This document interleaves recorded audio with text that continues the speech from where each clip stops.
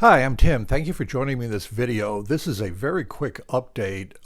This is being filmed on August 31st, 2023. We're just over 2 weeks away from September 16th, 2023, when the FAA's new remote ID ruling will come into effect. And I just got an update from the AMA on a question that was asked of me: what happens if your FRIA application is denied for your club RC field? Can you still fly at that field, or is the field closed because of the FRIA denial?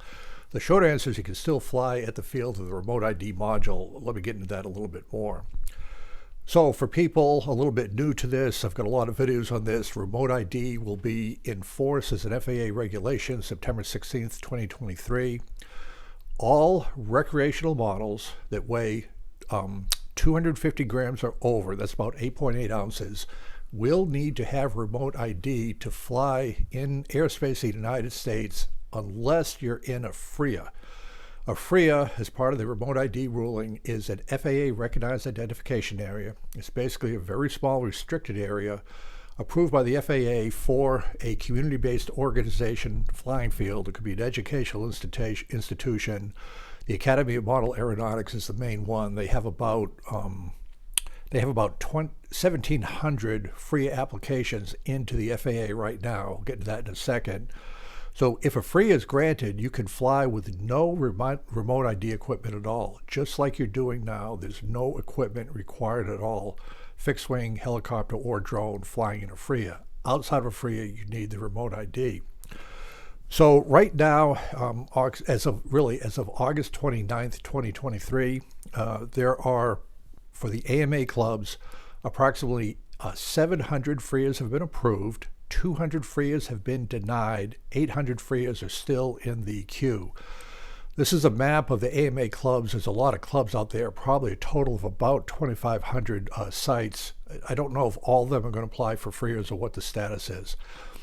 So the problem is, if you have your FRIA granted, you're good. On September 16th, nothing changes. You fly your model, recreational, over 8.8 ounces, just like you've done before, with no remote ID required. And just as an aside, recreational models below 250 grams, below 8.8 ounces, there's no registration, thus no remote ID required. So what about those 200 fields that had their FRIA application denied? The AMA is working with those clubs to resubmit the applications. There have been some cases where the borders of the flying area have been redrawn. What appears to animate the FAA is that they see model aircraft flying over publicly inhabited or occupied areas, roads, buildings, etc. The FAA, from my research, is very sensitive to danger imposed by aviation on the unsuspecting public. Seems to be one of the things coming out. So if you can redraw the boundaries, in this one case I read about, they did get their FRIA approved. I do not know the status of every denial. This is still a work in progress. So what happens if your FAA FRIA application is denied? Can you still fly at that field, or is the RC field closed? The answer is the RC field is still open. There's nothing in the enabling regulation that authorizes the FAA to close a flying field. They just can't authorize the FRIA. What's the logic behind that? What's the connection? I don't know. There's a lot to learn about this FRIA process. So if you're one of the clubs or educational institutions where your FRIA application has been denied, you can still fly after September 16th. You'll just need a remote ID system in your airplane, either standard installed in the factory for drone aircraft primarily, or a remote ID module. I understand August 31st, 2023, when I'm filming this, there are no affordable plug-and-play remote ID modules in reality. I would say the Spektrum SkyID remote ID module is probably your best bet. It came on sale August 25th, 2023. It's going to be about a 2-week delay before people are getting them. I've ordered mine. Get up awful close to the September 16th due date. I wish I could give you a better answer. That's all I have right now. The other question looming over this whole discussion is, will the FAA slip the September 16th date?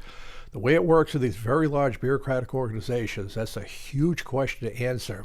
Right now, the FAA is saying we're approving FRIAs, that's on track. Industry will produce a remote ID module. I know the the AMA Government Affairs team is working hard for a grace period after September 16th to include potentially congressional involvement.